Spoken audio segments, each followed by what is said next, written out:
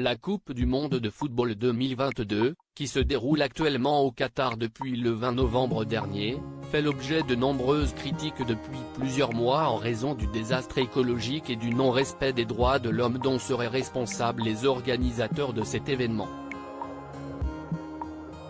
Ainsi, l'envie de la boycotter s'est emparée de beaucoup de monde, à commencer par la maire de Paris, Anne Hidalgo, qui décidait il y a quelques semaines de ne pas installer des écrans géants qui diffuseraient les matchs du tournoi dans sa ville.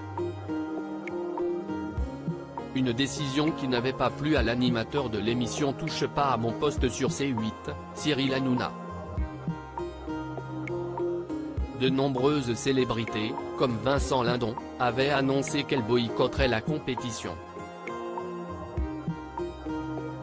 Y compris des personnalités directement liées au ballon rond comme l'ancien joueur de Manchester United et de l'équipe de France, Eric Cantona.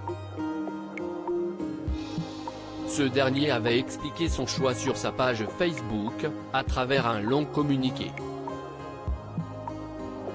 On parle de chanter devant des millions de personnes, je ne regarderai pas un seul match de cette Coupe du Monde. Ça me coûte parce que depuis que je suis gosse, c'est un événement que j'adore, que j'attends et que je regarde avec passion. Mais soyons honnêtes avec nous-mêmes. Cette Coupe du Monde là n'a aucun sens.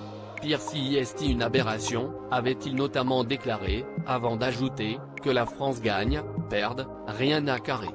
Dans la vie, il y a des choses bien plus importantes que le foot. Des stars de la musique comme Shakira, Dua Lipa ou encore Rod Stewart, ont également décidé de boycotter cette Coupe du Monde, en refusant notamment de chanter pour l'événement. Ce qui n'est pas le cas de Gims, qui interprétera son titre Arbo en compagnie du chanteur portoricain Ozuna, lors de la finale le 18 décembre prochain.